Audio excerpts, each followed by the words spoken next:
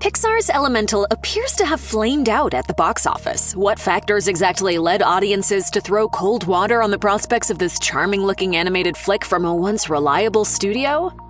Typically, Pixar and Disney releases are incredibly heavily promoted. Even films like Lightyear, which drastically underperformed at the box office, saw lots of television ads, promotional tie-in releases, and merchandise hitting the shelves before the movie hit theaters. But Elemental didn't seem to have that same promotional enthusiasm behind it. Television ads for it were rare. Disney-related fan websites noted that the company just didn't put much promotional muscle behind Elemental, leaving it to flounder, much like Disney's winter release, Strange World. The result appears to be the worst-performing Pixar release since A Bug's Life in 1998, with a paltry $44.5 million worldwide opening weekend.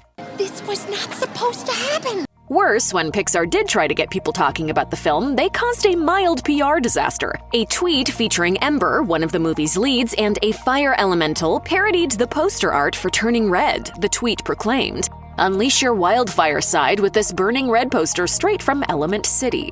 Sadly, the tweet's release coincided with widespread Canadian wildfires, which sent hazy smoke into several cities in the northeastern US, resulting in Twitter users accusing the studio of insensitivity.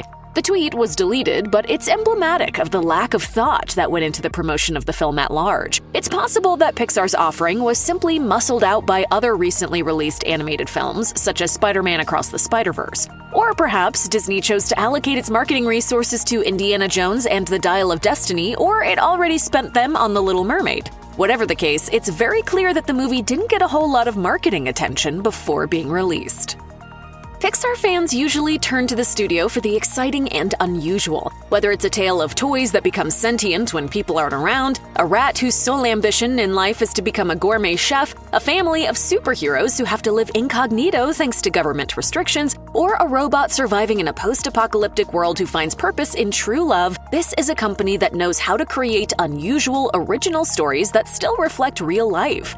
Elemental doesn't exactly continue that tradition, though. The dull, beat-by-beat storytelling is what holds the movie apart from other enchanting Pixar films. Unsurprisingly, Elemental has failed to make much of an impression as an original concept, bringing nothing new to the plate narratively, even as it presents a very nice visual experience. Stop talking! Well, we'd also just like to note that the film's allegory is a well-covered subject, with its water, cloud, dirt, and fire people working as stand-ins for people of different races, religions, and gender orientations. Ember's battle to break free and see the world beyond the borders of Firetown is a metaphor for the second-generation immigrant experience, and while it's arguably a message the world probably needs to hear right now, it's also a set of themes that have been done to death by this point. Namely, Zootopia tackled these ideas with more style 7 years earlier.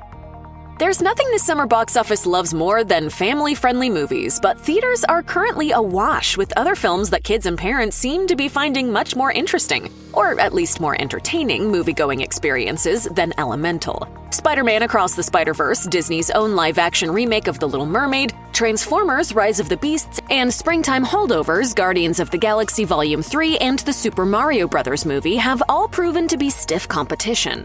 While this might seem to portend doom for any project not based on a previously established franchise, audiences only need to look back to late 2021 to remember when Encanto swept its way into the public's imagination and took hold of the pop charts with the song We Don't Talk About Bruno. There's plenty of room for something fresh to break through, it just needs some extra oomph that Elemental seems to be missing.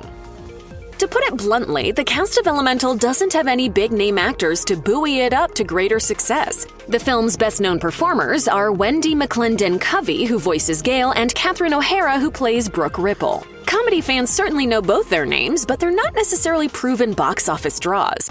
When you make a film about elements, you are just setting yourself up for the puns. While it's arguable that movies like Ratatouille and Toy Story would have been just as successful if every single member of the cast were unknown, a film like Elemental, which didn't necessarily have an immediate hook, it's possible that added star power may have driven audiences to theaters in larger numbers. Of course, big names don't always mean success. Chris Evans headed up the cast of Lightyear, and he wasn't enough to drag the film out of the box office basement. Disney's decades-long history of hiring talented character actors instead of big-name celebrities to play its animated characters has never damaged the brand before now. But in a world where there are so many options at the theater, a little star power definitely helps draw dollars.